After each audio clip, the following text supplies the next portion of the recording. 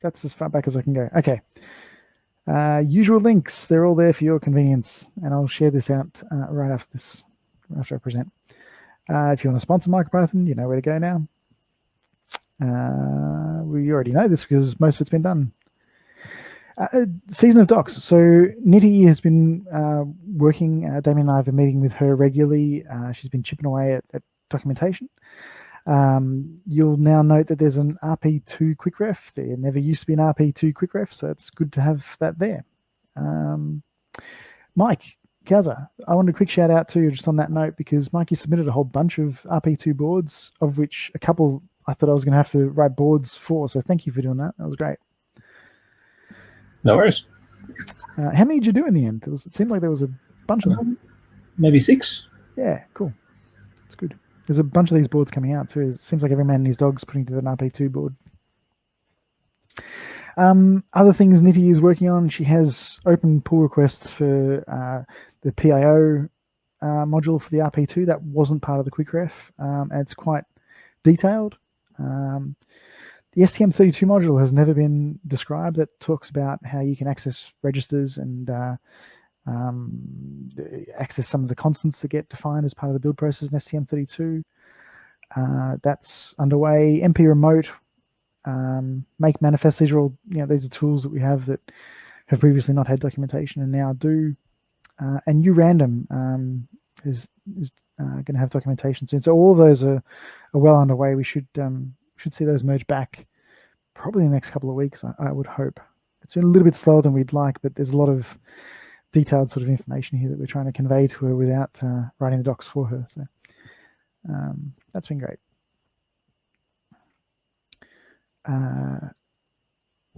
Yes, right. Back in June, I said that I hadn't bought anything that was probably a good idea. That didn't last very long. I bought a few things. Can you see me as well or not? No. So I need to stop sharing if I'm going to... Let's try that. So I'll walk through this just by hand, and then we'll flip back through the slides. So... I still can't see you, man. Can't see me? I just see your shared screen. Ah, I can see me in the... Maybe I just don't. No, I can't see either. Is it just the screen that you can see? I can only see your icon. Like with just the icon. Hang on, let's try this. No camera. Any better? Nope. Damn it, Jitsi. Okay, let's try... Sorry, folks. All right, first we'll just jump back. I don't know how to show myself again. But anyway, okay, so you can see me with my mouse? Yes, good. All right, so... Is that me? It's Yusion. Shut up. So I had a need to look at 433 megahertz radio transmitters. M5 stack makes good cheap ones. $4.50 each. Can't go too wrong. M5 Core Ink. This is a neat little ESP32 in a small little package. It's $35. It's got an e-ink display, and it's a 200 by 200 in this really small little display. So it's pretty neat. Runs much. We can't see, Matt. We can't see you or your screen. All the slides? No slides, no screen. I can see the slides. No, I can't see the slides. I can't see the slides. I can't see the slides. I can't see them. Geez. Okay. It's all being recorded. Yeah, of course it is.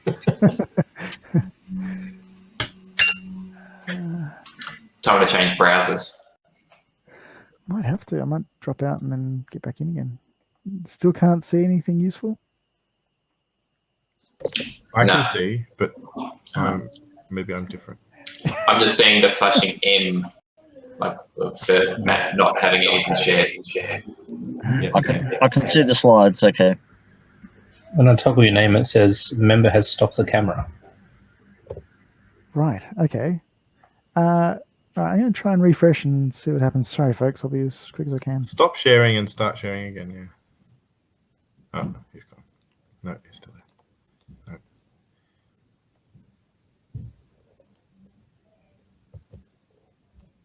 He's back. Can't hear. Oh yeah. Can't hear you, Matt, but that's okay. You can see. Have you tried turning Okay. it off and on? Surely you can hear me and you can Yep, see we me. can hear you and see Right. you. I'm alive. I'm not a ghost. That's great. Okay. Well, before I share my screen again, I'll do the. This is what it looks like when you buy a couple of those 433 receivers and transceivers.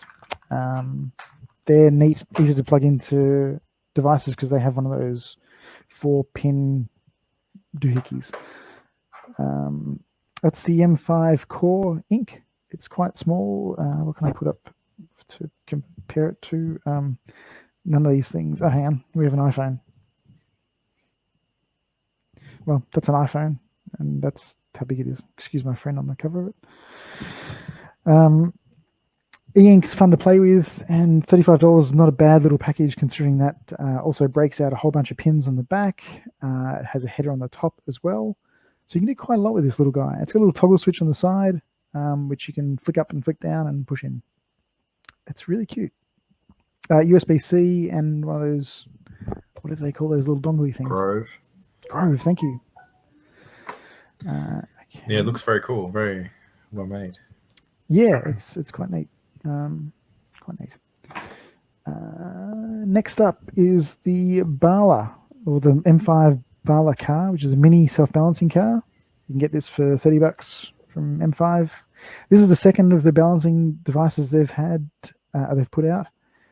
This one's a bit smaller. It uses the M5 Stick C, which is this little ESP32 base device with a small little LCD on it at the top here. Plugs into a little circuit board that you really can't see very well, but it's kind of jacked into a circuit board with a battery on the back. And 2 servos to control the wheels with an STM32 F0, which you probably can't see. It's on the back here. And so the idea is that the ESP32, there's an accelerometer on board this guy. You would tell the STM32 what to do with the wheels over I2C. Don't know how responsive it is yet. I've only just put it together. So Damien put together some software for the original Bala, and it kind of worked. The software was fine. It was the hardware that was the problem, Damien. I'm not blaming you. I'm sure we'll be able to modify the software to work for that guy as well. Arduino Connect, Damien mentioned before. So I've never been interested in Arduinos at all because they're terrible, terrible systems. But this one is of interest because it's got an RP2040 on it. It's got, 264K RAM and 16 megabytes of flash. It's also got like an IMU, a microphone, and a crypto IC on it. And importantly, it's got one of those U-Blocks Ninas on it, which is a little Wi-Fi device because it's effectively an ESP32 packaged up in a neat little U-Blocks device. These things are about $25 US. Buying them in Australia is a bit more difficult. I think this one's about $60 if you buy it from Core. But yeah, as Damien said, we've just gotten support in MicroPython to drive the Nina. Not quite merged yet, but any time now, right, Damien? Yeah. Yeah. I bought one of these too to test it out. Okay. Well, I think they're a bit cheaper on Mouser. Okay. Yep. Yeah, I'm sure they are. Yeah, Core's not the cheapest place to buy. It's just the first place I looked at. Yeah, so they're really, really neat little board. It's the first Arduino that I've been interested in buying, so because I don't have to use it as an Arduino. The QuickLogic Chromo is the next one. This one's a bit hard to hold because it's bloody small. It's one of these Tomu, FOMU, SOMU devices, which are the little things that fit inside your USB port. The nice thing about this one is it runs one of those QuickLogic EOS S3 microcontrollers. And the cool thing about that is that it comes with a Cortex M4 on it, as well as a whole bunch of FPGA logic. So I'm really interested in looking at this. I think it's a really fascinating area of development. Been interested in quite a while. We don't yet have a port for the micro, the Cortex M4. It's an 80 megahertz, 512K RAM micro. But interestingly, we do have a variant of MicroPython that will run on a soft core on the FPGA on here. So we'll get MicroPython running on this in some fashion. Also, there's 2 mega flash they've put on this as well. It's an external flash chip, and it's really hard to see because it's tiny, but there are 4 touchpads sort of at the tip of this, and they just poke out of the USB port, so you can interact with the thing. So I can't think of anything practical to do with it, but I really, and in fact, I've got a Quick Logic board which is in a feather form factor, which is probably more practical, but I couldn't resist buying one that actually fitted inside the USB port. Just too cool. I bought myself an Adafruit Neotrellis M4. This is to replace one that was on the infamous train. It's a SAMD 51. These are quite an amazing little device. They got like a 4x8. This is a whole buttons. They're like elastomer buttons, and beneath each one of them there's a NeoPixel, so you can light them up in whatever color you want. Adafruit have got some really cool software so that you can do like MIDI playback with these things. You can make it act like a little sound base, or you can make it act like a dedicated little keyboard. It's quite neat. This is getting towards the end. ESP32 touchdown. This is an ESP32 device with a really nice 480 by 320 display on it, and it's also got capacitive touch on the front of it. And the guy's gone to some effort to make some interesting software to allow you again to hook into your PC and to do things from it. But you can do whatever you want with it. Obviously, MicroPython runs on it. They're about $59 US. And the last thing I've got is not a MicroPython device, but it might be of interest to you guys. This is Nordic's Power Profiler Kit 2. And it's designed, I do a bit of work now with like low power devices, and this thing's really good at measuring those devices. In particular because it samples really fast. It's 100 kilosamples per second, and it has a huge range. It can go from microamps to up to 1 amp. So you can get really detailed information on how your device is consuming power. So if you're playing in that area, it's a really neat, really useful device. They're about $120 Australian. Yeah, I tried to buy one, but they were all sold out. I only bought one of them. You can't blame me. Okay, I might just try sharing the screen again.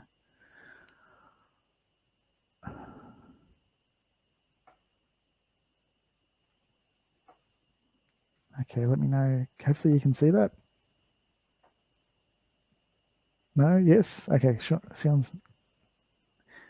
so just so we've got the pictures, they're cool. Don't forget anything. 30 US. Oh yeah, the Cuomo's about $50 US. I can't remember how much the Neotrellis is, about $60, I think. Okay. Standard library coverage. So I'll drop out of this. Something that was a pet project with some of you may know my friend Oliver. We did this on an evening, over an evening a couple of weeks ago.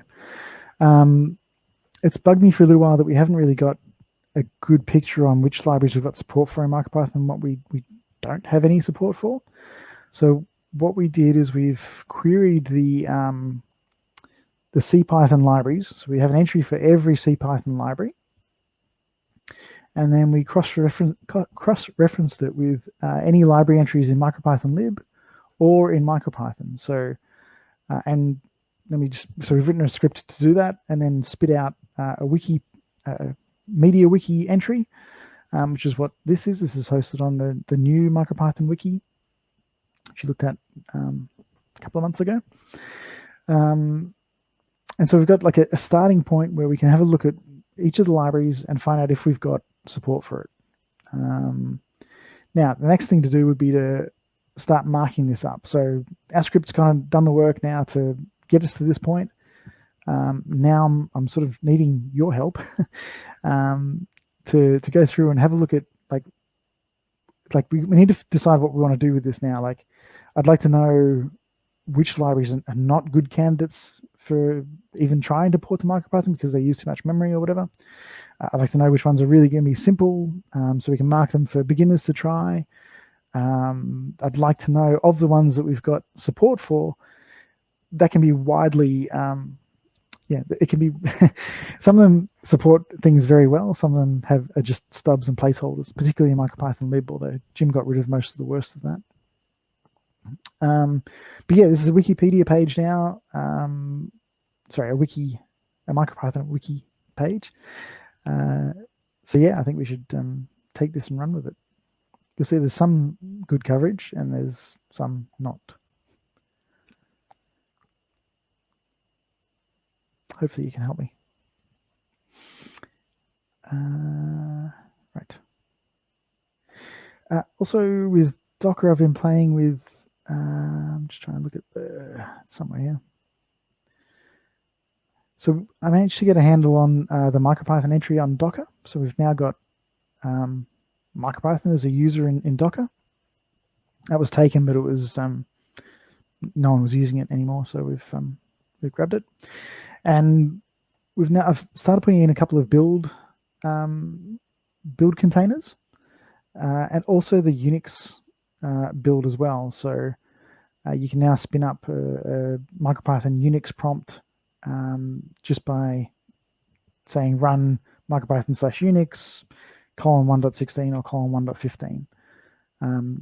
A container will be pulled down and you'll be presented with a prompt. So I haven't automated all of this yet. This is mostly manual, but I'm just letting you know this is something I've been playing with, I suppose. And I'd like to get all of the builds described and pushed up here as well. So I know Andrew's done a lot of work here to do that. I'll probably copy some of your work, Andrew, and publish it up. And perhaps Damien, Jim will need to decide if this is something we'll go forward with, like the official way to build things. It makes it easier to describe your dependencies because you can just say, hey, go use the container. Yeah, so that's going on. Let me put that up there so I don't look at it again. Deck. Okay, so for those that don't know, Deck is a doubly ended queue. It's built in for CPython. And we've got an equivalent in MicroPython. There's a built-in for Deck, but it's super lightweight. There's only a couple of features supported. I wouldn't say it's useless, but it's not very useful. And again, when you're trying to port applications, if they use Deck, it's almost certain that they can't use the built-in Deck. It just doesn't have enough features. It's really lightweight. It's written in C, so it's super fast. So it was obviously written for a purpose some time ago. And obviously, someone's had a hack at doing this before because there's a MicroPython lib Deck as well, which does have a few more features. It's written in Python. It's built around a list, but it's also still far from complete. So I needed to, this happened because I was porting a library. So I've added a few features as a pull request to MicroPython lib.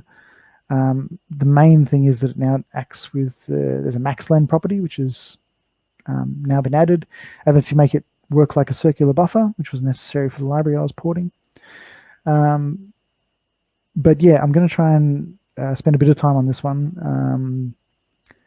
I've gotten most of the CPython unit tests working now, so I've cut that down to the point where it runs on a MicroPython, and I can now make sure that all the tests, well, I want the tests to fail and then I want to make them pass. So just giving you a heads up, that's also going on. That's nothing important. This is just a reminder that Pyke Online comes online soon. I think it's, from memory, it's September 12th, but I'm happy to be corrected. It's second weekend in September, I think.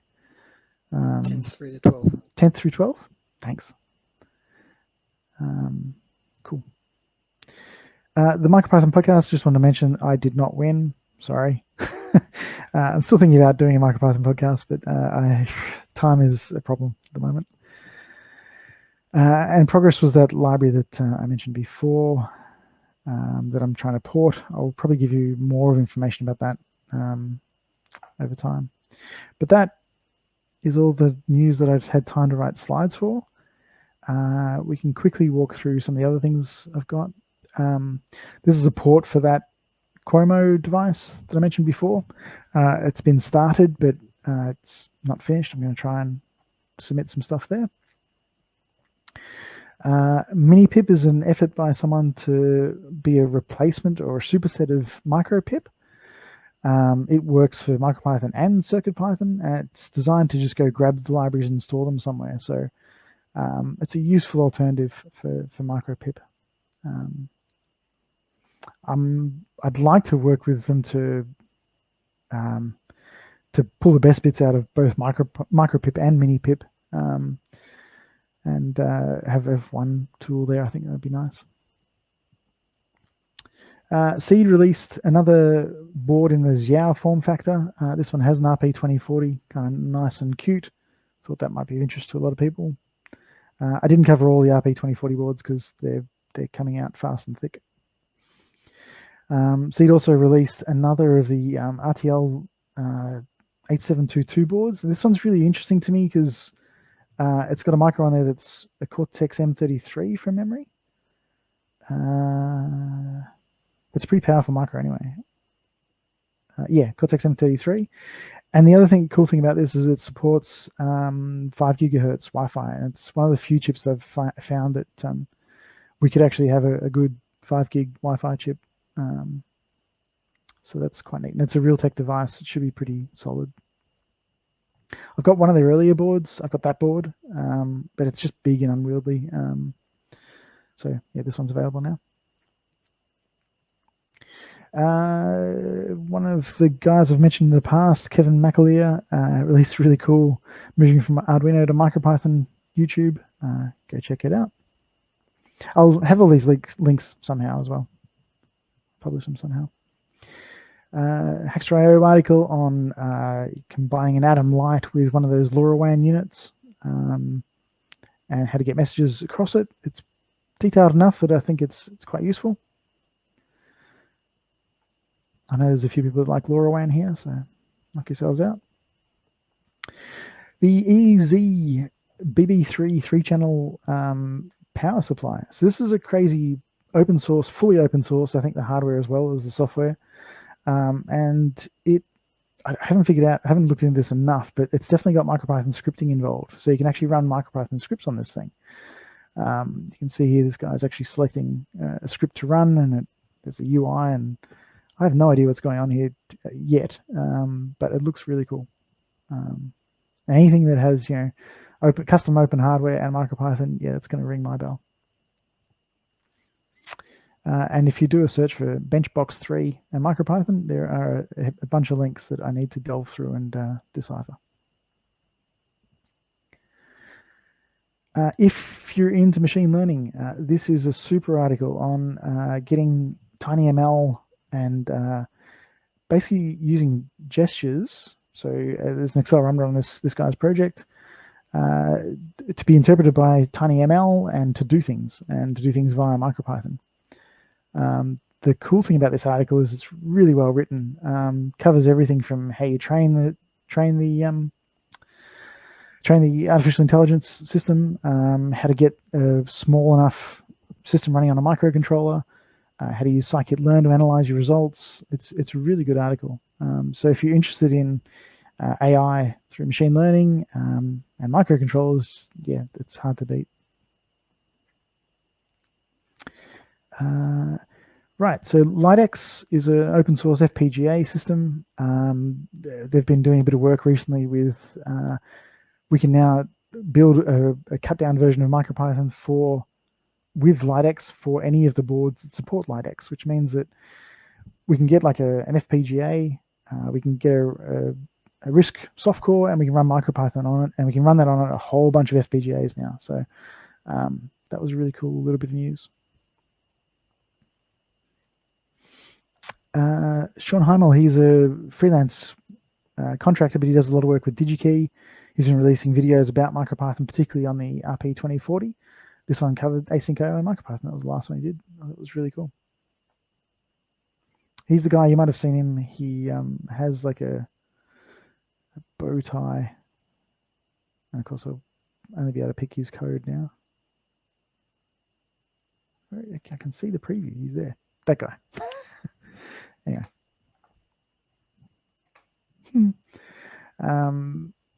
GHI Electronics make a whole bunch of single board computers.